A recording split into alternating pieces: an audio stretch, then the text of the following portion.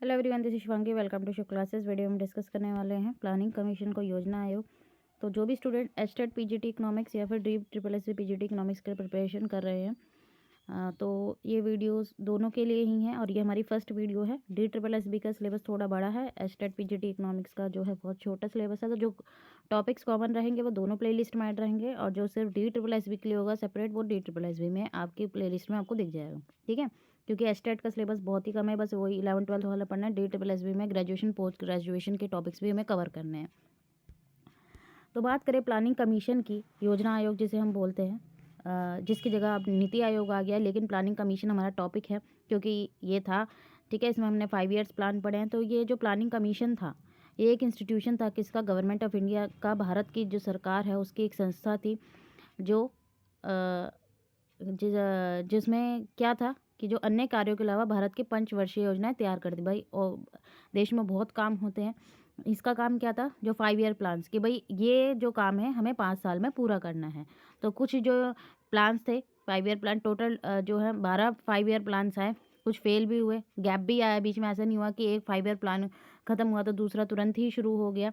ठीक है, तो गैप भी आया किसी प्लान्स के बीच में, वो हम डिटेल में पढ़ेंगे एक एक प्लान को, क्योंकि एक एक प्लान से भी आपसे एग्जाम में पूछा जा सकता है कि ये पर्टिकुलर चीज़ कौन से प्लान में हुई थी। इस तरीके से भी एग्जाम में क्वेश्चन पूछ सकते हैं। तो अब हम बात करें कि इसे डिसॉल्व कर दिया गया था, भंग कर दिया गया था कब, जब प्राइम मिनिस्टर नरेंद्र मोदी ने अपनी पहली स्पीच जो दी थी इंडिपेंडेंस डे पे 2014 में, तो उन्होंने प्लानिंग कमीशन को क्या कर दिया था, डिसॉल्व कर दिया था। और उन्होंने इसको रिप्लेस करा था किससे, न्यू इंस्टीट्यूशन नीति आयोग से। तो नीति आयोग भी है आपका टॉपिक। पहले हम प्लानिंग कमीशन को कवर करते हैं, फिर नीति आयोग पर जाएंगे। ठीक है, तो प्लानिंग कमीशन जो है रिपोर्ट करता है डायरेक्टली किसको, प्राइम मिनिस्टर को। ठीक है, प्राइम मिनिस्टर ऑफ इंडिया को, भारत के प्रधानमंत्री को रिपोर्ट करता था डायरेक्टली। और ये एस्टेब्लिश कब हुआ था, एस्टेब्लिशमेंट डेट आपको याद होनी चाहिए, 15 मार्च 1950। ठीक है, कब एस्टेब्लिश हुआ था, 15 मार्च 1950। और किसने कौन थे उस टाइम पे प्राइम मिनिस्टर, हमारे जवाहरलाल नेहरू थे, तो वही इसके चेयरमैन थे। ठीक है, इसके चेयरमैन कौन रहता है प्लानिंग कमीशन का, कौन रहता था, जो प्राइम मिनिस्टर हुआ करता था। तो फर्स्ट ये एस्टैब्लिश हुआ 1950 में। तो हमारा देश जब आज़ाद हुआ था तो हमारे देश के प्रधानमंत्री कौन थे, प्राइम मिनिस्टर कौन थे, हमारे जवाहरलाल नेहरू थे। तो इसके जो चेयरमैन थे वो कौन थे, जवाहरलाल नेहरू। तो यहाँ पे ये इसका कोई क्रिएशन कॉन्स्टिट्यूशन में नहीं हुआ है, योजना आयोग का गठन जो है संविधान या कानून में नहीं हुआ था, बल्कि ये किसका एक हम बोले अंग था, जो हमारी सेंट्रल जो गवर्नमेंट थी उसका एक अंग था। ठीक है, इसे बनाया गया था, इसका उल्लेखनीय है कॉन्स्टिट्यूशन के अंदर। तो जो प्राइम ऑब्जेक्टिव था, जो प्राइमरी ऑब्जेक्टिव था, जो मुख्य उद्देश्य था, वो क्या था कि रैपिड इंक्रीज हो, जो इंडिया के जो लोग हैं, भाई हमारी जो पॉपुलेशन थी बहुत पिछड़ी हुई हो गई थी, सब एग्रीकल्चर पर डिपेंड थे। ठीक है, उस टाइम पे भाई अंग्रेजों ने बहुत शोषण किया था। अब आज़ाद हुए तुरंत तो ठीक नहीं हो जाएगा, समय लगता है, तो इसीलिए 5 ईयर प्लान्स लाए गए थे। तो जो मेन ऑब्जेक्टिव था इसका कि जो लिविंग स्टैंडर्ड है इंडियंस का, भारतीयों के जो जीवन स्तर है उसमें तेज़ी से वृद्धि करना है। ठीक है, प्रोडक्शन को जो है वो बढ़ाना है और एम्प्लॉयमेंट अपॉर्चुनिटी लेके आनी है सोसाइटी के अंदर, कि लोग जो बेरोज़गार हैं उनके पास जो है रोज़गार हो। तो जो प्लानिंग कमीशन था वो इसीलिए असाइन किया गया था कि जो रिस्पॉन्सिबिलिटी है कि वो जो उनकी रिस्पॉन्सिबिलिटी है, भाई जो भी रिसोर्सेज हैं कंट्री में, वो उनका जो आंकलन है वो सही तरीके से हो। ठीक है, और जो स्कार्स रिसोर्सेज हैं, भाई जो दुर्लभ संसाधनों को बढ़ाना है, और हमें जो रिसोर्सेज हैं उनको रिप्रोडक्टिव बनाना है, भाई प्रोडक्टिव मोस्ट प्रोडक्टिव संतुलन बनाना है। सबसे अधिक उत्पादन संसाधन जो है हमारे पास उनका, उनसे ज़्यादा से ज़्यादा क्या करना है, प्रोडक्शन करना है, बैलेंस लेके आना है। ठीक है, बैलेंस लेके आना है, संतुलन लेके आना है किसके बीच में, यूसेज ऑफ रिसोर्सेज। ठीक है, संतुलन उपयोग के लिए योजनाओं का। ठीक है, यहाँ पे और जो प्रायोरिटीज़ है उस पर ध्यान देना है। तो पंडित नेहरू जो थे फर्स्ट चेयरमैन थे प्लानिंग कमीशन के, तो ये एक क्वेश्चन यहाँ से बन सकता है। ठीक है, एक तो ये आ सकता है कि प्लानिंग कमीशन रिप्लेस होकर क्या बन गया है, नीति आयोग, उसकी जगह कौन सी अब जो है इंस्टीट्यूट आ गया, नीति आयोग आ गया। या इस तरीके से आ सकता है कि नीति आयोग से पहले क्या कौन सा कमीशन था, प्लानिंग कमीशन था। ठीक है, फर्स्ट चेयरमैन कौन थे इसके, पंडित जवाहरलाल नेहरू थे।